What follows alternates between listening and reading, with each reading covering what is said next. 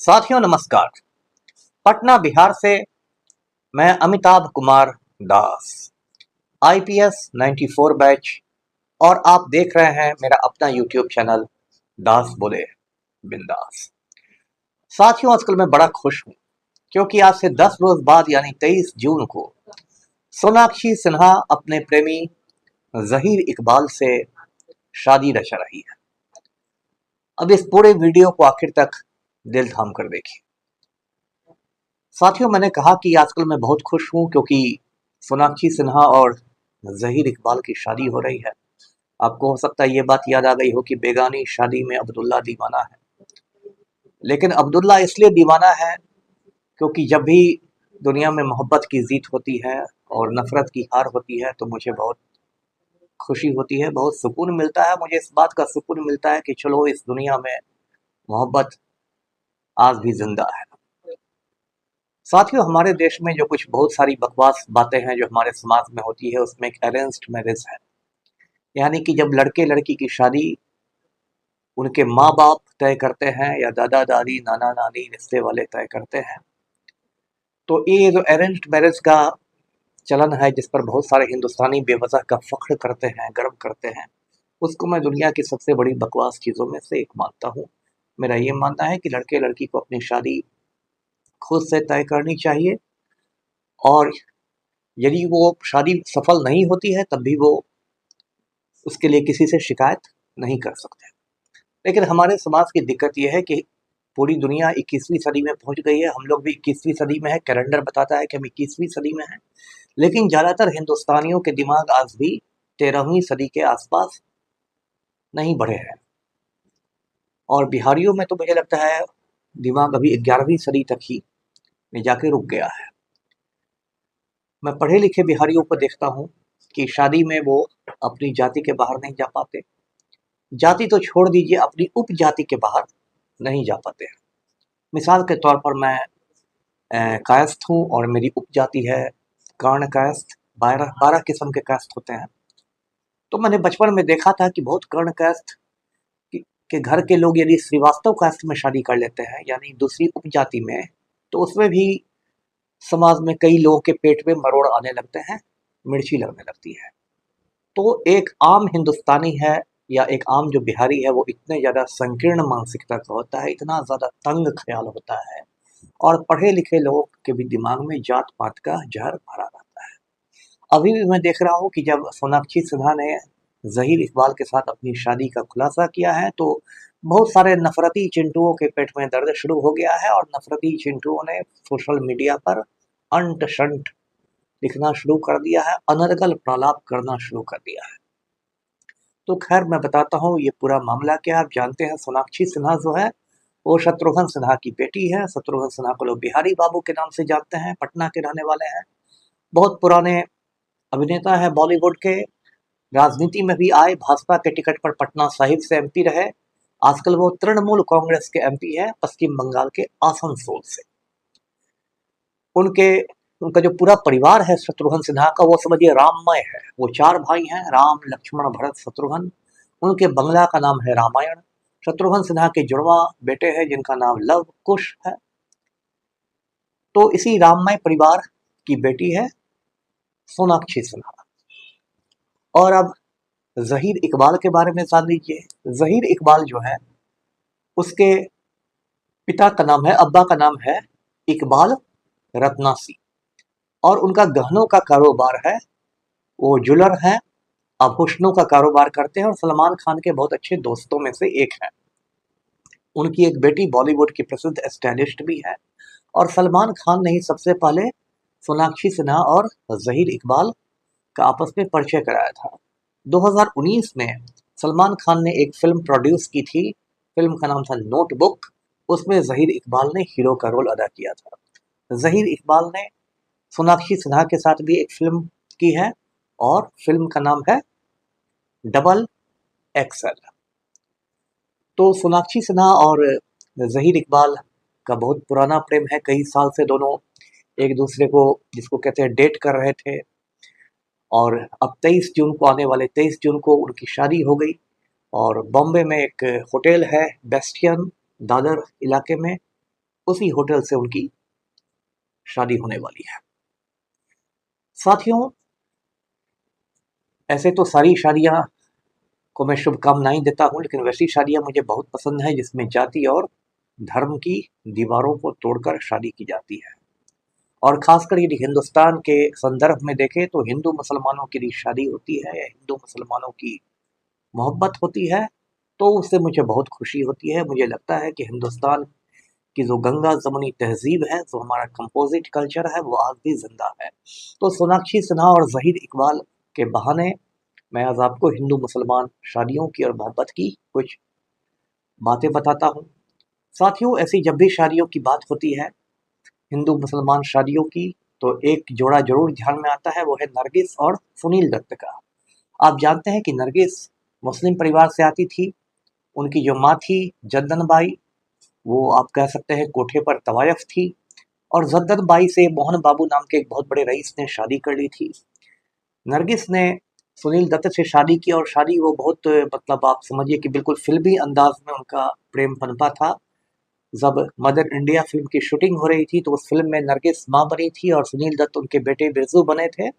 और फिल्म की शूटिंग के दौरान ही सेट पर आग लग गई थी और नरगिस आग में घिर गई थी और सुनील दत्त ने बहुत अपनी जान पर खेल कर नरगिस को आग से बचा लिया था। खुद भी थोड़ा झुलस गए थे। तो उसके बाद उन दोनों का प्रेम जो था वो परवान चढ़ा और नरगिस और सुनील दत्त की जो शादी थी वो बॉलीवुड की सबसे सफल शादियों में से मानी जाती है। वो शादी बहुत सफल हुई और जब तक नरगिस की तो कम उम्र में मौत हो गई कैंसर से, लेकिन आखिर तक सुनील दत्त ने उनकी बहुत सेवा की। अमेरिका में मौत हुई और आप जानते हैं कि उनका जो बेटा है संजय दत्त और मुन्ना भाई, वो भी बहुत बड़ा अभिनेता है। तो ये तो नरगिस और सुनील दत्त की कहानी हुई। इसी तरह एक और बहुत मशहूर जोड़ा है, वो है शर्मिला टैगोर और नवाब पटौदी का। शर्मिला टैगोर के आप बारे में जानते हैं कि बहुत बड़ी अभिनेत्री है, हिंदी फिल्मों की भी, बांग्ला फिल्मों की भी। रविंद्रनाथ टैगोर के परिवार से आती है और शर्मिला टैगोर ने पटौदी के नवाब से शादी की थी जिनका नाम था मंसूर अली खान। ये जो पटौदी है ये हरियाणा में गुड़गांव के पास एक, मतलब आप कह सकते हैं एक रियासत है, और मंसूर अली खान वहीं के नवाब थे, इसलिए उनको नवाब पटौदी कहा जाता है। और वो हिंदुस्तान के बहुत मशहूर क्रिकेट खिलाड़ी भी थे। इंडियन क्रिकेट टीम के कैप्टन भी रहे थे। एक दुर्घटना में खेल के समय ही उनकी एक आंख चली गई थी, लेकिन बहुत डैशिंग, बहुत स्मार्ट आदमी थे। और मंसूर अली खान और शर्मिला टैगोर ने शादी की, जिसको नफरती चिंटुओं की भाषा में लव जिहाद कहते हैं। और वो शादी भी बॉलीवुड की सबसे सफल और अच्छी शादियों में हुई।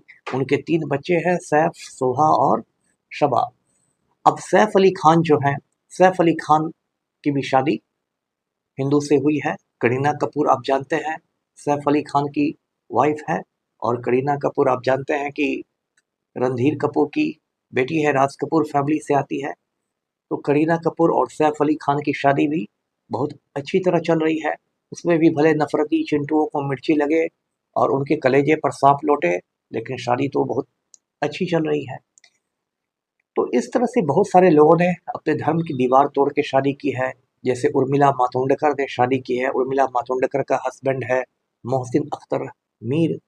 ऋचा चड्ढा ने शादी की है, उसका हस्बैंड मुस्लिम है।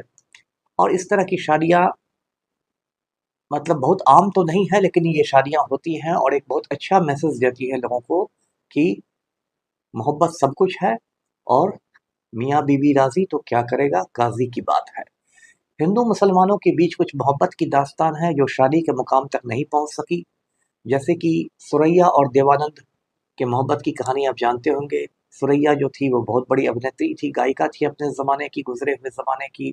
सुरैया मुस्लिम खानदान से आती थी। वो देवानंद के मोहब्बत में बिल्कुल पागल हो गई और देवानंद से सुरैया शादी करना चाहती थी। लेकिन सुरैया की जो नानी थी उसका नाम था बादशाह बेगम। वो समझिए नफरती चिंटू थी अपने ज़माने की। तो उसने कहा कि नहीं, वो हिंदू से शादी नहीं करने देंगी सुरैया को। तो सुरैया को ऐसा हुआ कि उसने ज़िंदगी भर शादी ही नहीं की। देवानंद ने तो शादी कर ली, लेकिन सुरैया ने ज़िंदगी भर फिर शादी नहीं की देव साहब की मोहब्बत में। तो इसको अमर प्रेम कहते हैं। इसी तरह एक और अमर प्रेम का नमूना है, वो है आशा पारेख और नासिर हुसैन का मामला। आशा पारेख आप जानते हैं अपने ज़माने की बहुत बड़ी अभिनेत्री हुआ करती थी, बहुत अच्छी-अच्छी फ़िल्मों में उन्होंने काम किया है। और नासिर हुसैन जो कि आमिर खान के चाचा थे, चचा जान, वे बहुत बड़े फ़िल्म निर्माता थे। तो आशा पारेख उनकी मोहब्बत में दीवानी थी, लेकिन दिक्कत ये थी कि नासिर हुसैन साहब पहले से शादीशुदा थे और अपनी बीवी को तलाक देने के लिए तैयार भी नहीं थे। तो आशा पारेख को उनसे ऐसी मोहब्बत हुई कि आशा पारेख ने भी पूरी ज़िंदगी भर शादी नहीं की। तो साथियों, अभी ऐसा समय है कि हिंदुस्तान एक बहुत अंधेरे दौर से गुजर रहा है, जब मतलब हिंदू मुसलमानों को आपस में लड़ाने के लिए षड्यंत्र हो रहे हैं। सोशल मीडिया पर नफरती चिंटू लोग एक्टिव रहते हैं, मुसलमानों को टारगेट करने की कोशिश की जाती है। यदि कोई मुसलमान मोहब्बत भी करता है तो उसको लव जिहाद करके उसको बदनाम किया जाता है। इस तरह की चीज़ें होती है, लेकिन मुझे देखकर अच्छा लगता है जब इस तरह की शादियां होती हैं और लोग नफरत को चुनौती देते हैं। हाल में सुरा भास्कर नाम की एक अभिनेत्री है, बॉलीवुड की नई अभिनेत्री आई है, उसने भी एक मुस्लिम से शादी करके इसको चुनौती दी है। तो कई बार नरगिस जैसी मुस्लिम लड़की हिंदू लड़के से शादी कर लेती है, कभी कोई शर्मिला टैगोर जैसी हिंदू अभिनेत्री मुस्लिम से शादी कर लेती है। और इस तरह के आए दिन हमारे समाज में इस तरह के अच्छे मिसाल हो रहे हैं। और जो हमारे यहाँ अरेंज्ड मैरिज का पाखंड है, मैं फिर उस पर आता हूँ। अरेंज्ड मैरिज में क्या होता है? अरेंज्ड मैरिज तो पूरी तरह प्रदूषित होता है। आप कहेंगे क्यों प्रदूषित होता है? 2 वजह से प्रदूषित होता है, एक जाति प्रथा की वजह से, एक दहेज प्रथा की वजह से, है ना? जाति प्रथा की वजह से इसलिए प्रदूषित होता है क्योंकि लोग अपनी जाति में ही शादी करते हैं। भूमिहार भूमिहार से करेगा, राजपूत राजपूत से, ब्राह्मण ब्राह्मण से, कुर्मी कुर्मी से। तो जाति प्रथा को एक जनरेशन से दूसरे जनरेशन ले जाने में अरेंज्ड मैरिज का योगदान होता है। दूसरी जो कुप्रथा है दहेज प्रथा, जो अरेंज्ड मैरिज होता है उसमें दहेज प्रथा का नंगा नाच होता है। 99% शादियों में दूल्हा को बेचा जाता है, खरीदा जाता है, मोल भाव होता है। और तो और दहेज के लिए बहुओं को जलाकर मार भी डाला जाता है। मैं इतने समय तक आईपीएस ऑफिसर रहा, मैंने ऐसे पचासों केस देखे जिलों के एसपी के रूप में, जब इस तरह से दहेज के लिए बहुओं को मार डाला जाता है। ये इतने मामले बढ़ गए कि भारत सरकार को आईपीसी पे अलग धारा ही जोड़नी पड़ी, धारा 304 बी।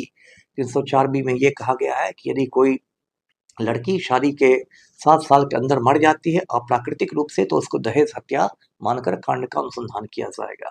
तो ये जो अरेंज्ड मैरिज का बकवास है, ये हमारे समाज की 2 कुप्रथाओं को आगे बढ़ाता है। एक प्रथा है जाति प्रथा और दूसरी कुप्रथा है दहेज प्रथा। इसलिए अरेंज्ड मैरिज के बकवास को जल्दी से जल्दी खत्म किया जाना चाहिए, और खत्म करने का एक ही तरीका है, वो है प्रेम विवाह। और इसलिए मैं सोनाक्षी सिन्हा और ज़हीर इकबाल की शादी से इतना खुश हो रहा हूँ।